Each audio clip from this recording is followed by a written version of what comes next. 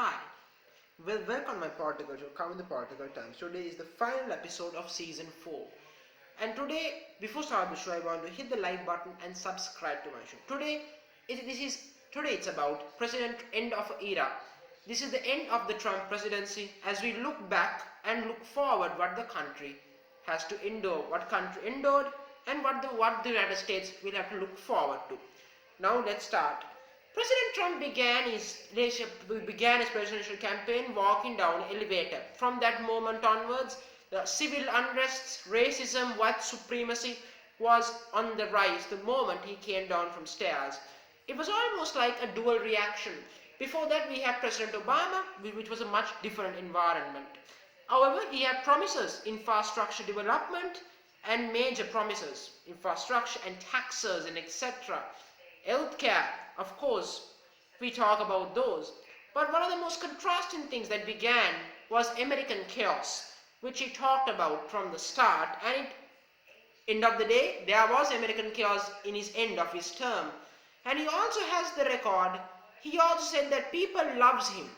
Well, people don't love him anymore except for few people, safe to say. But now let's talk about some promises that President Trump made.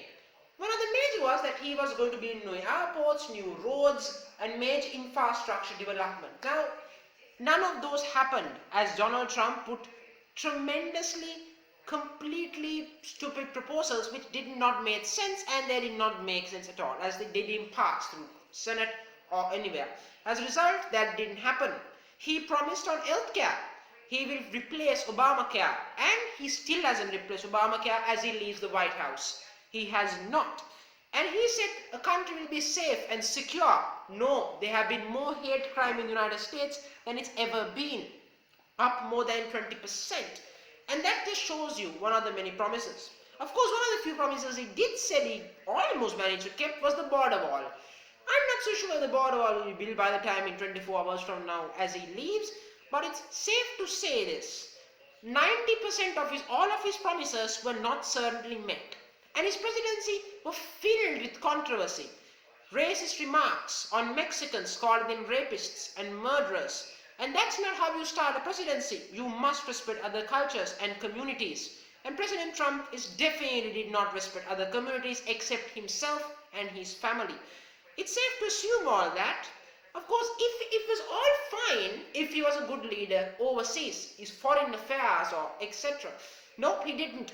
By the time he is now going, we are gone to the White House, the United States is no longer with the Paris climate deal. That is a major thing. Why would you pull out of it and out of the Iran nuclear deal? Because of that, the world is a much less safer place. And when you think about it, he made disasters than progress in his 4 or 5 years. It's safe to assume. And this is a man who refused to go through a peaceful transition of power. Now, of course, one thing was very consistent throughout his time, that he was not going to accept the results of the election. And he stood by his words. He definitely stood by that. Of course. Now, you might think that President Trump's legacy is terrible, deterred, and into a dustbin. Of course, not done with him yet.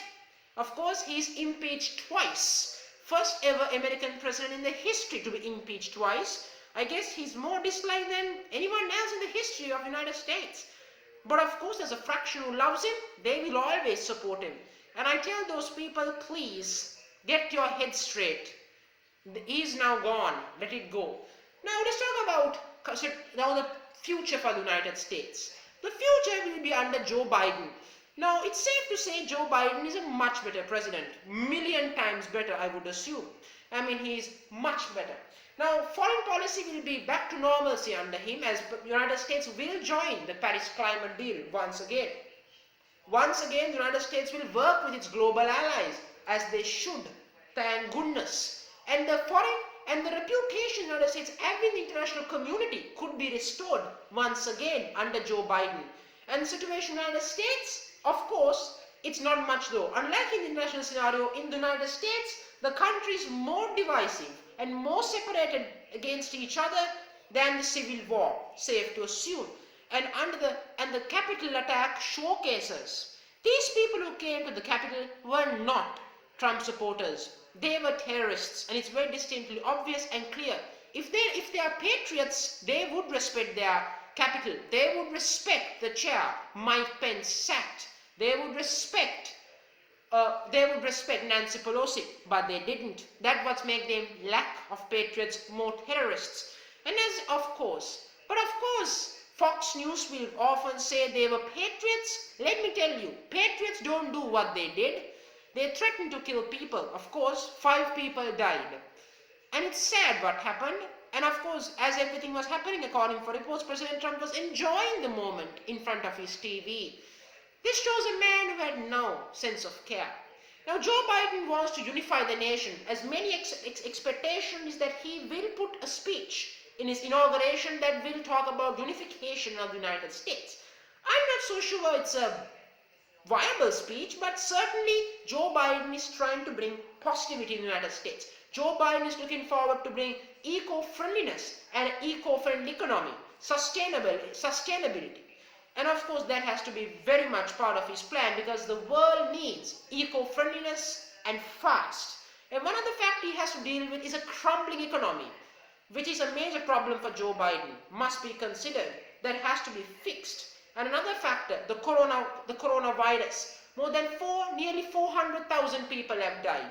It's actually 399,000 people have died. It's very sad right now. It could be wrong, but whatever said and done, many people have died thanks to the mismanagement of the previous administration.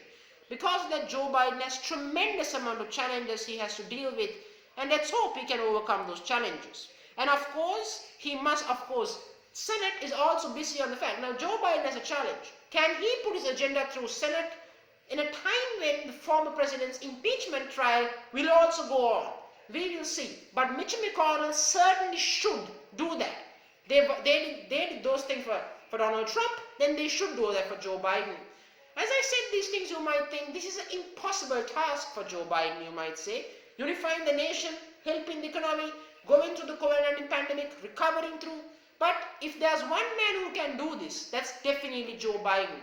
And that's crystal clear. And end of the day, I want to end this video on a major fact. And the people who are responsible for what happened in Washington, D.C. must be held responsible. They must be held, punished for their requirements. They should be. They had no right to accuse election that was not rigged, but accusation of rig, when that's the most fairest election in the world that happened. And they don't deserve to be in that Senate floor or House. They don't deserve. So thank you very much for joining me on this show. Thank you very much.